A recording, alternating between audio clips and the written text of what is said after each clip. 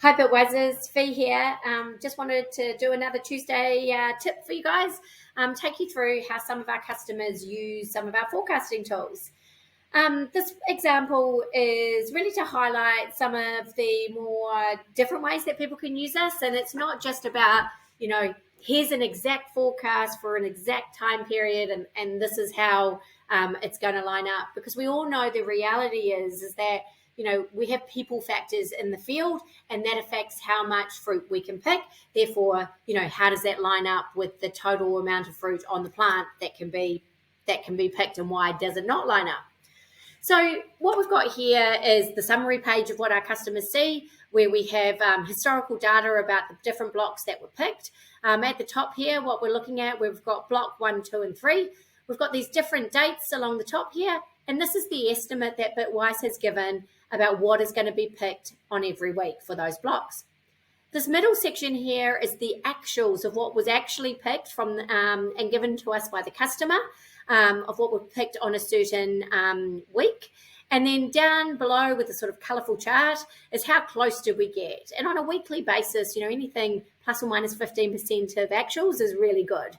When we're looking at a complete time frame or a seasonal, we really like to get under 5% there, which you can see we're doing here.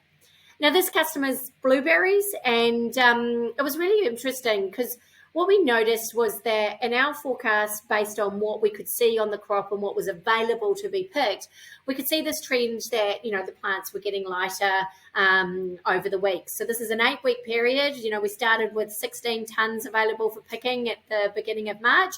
And then by the mid-April, there was 12 tonnes in that mid-April week that was available for picking. So, decreasing by a tonne every 2 weeks, which is pretty standard and what we'd expect to see. But then we got the data from the customer and we could see that it was very different. So, the first week that they were picking this block, there was 11.5 tonnes available. I'm like, okay, well, that's not too different. There's a little bit of error in there compared to what we said that was on the plant. But then we went to the next 2 weeks later when they picked again, and there were 21 tonnes available. And that was because some of the fruit were left on the plant. And then we moved 2 weeks further than that, and only 7 tonnes were picked. So that was a lot less than what we'd predicted. So we got on the phone, we had a conversation with this customer and said, hey, what's going on? Like, there's got to be human factors at play here. And, want to make sure you guys are all happy with what we're providing and that there's nothing that we're missing. And they said, no, your forecasts are bang on to what is actually on the plant, and we're using it to do our forecast.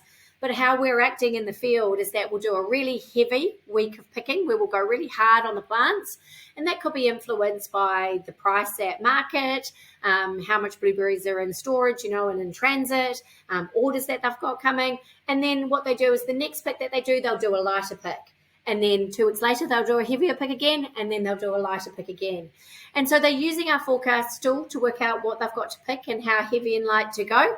And if we look at what was the difference across those whole 8 weeks, we're actually bang on. We were, we overestimated by 1.5%, and that was over 56,000 kgs of berries. So the error percentage is pretty low there of what was predicted, and everyone was happy. But it just shows that forecastings aren't as black and white of like, hey, you've got 100 fruit on the plant and that's what you're going to pick today and that's what's going to go to the market. It's quite a complicated science, and it's not just weather. It's also people behaviours and market behaviours, logistic behaviours that affect what's going to hit the market. So I hope this was useful. See you again next week.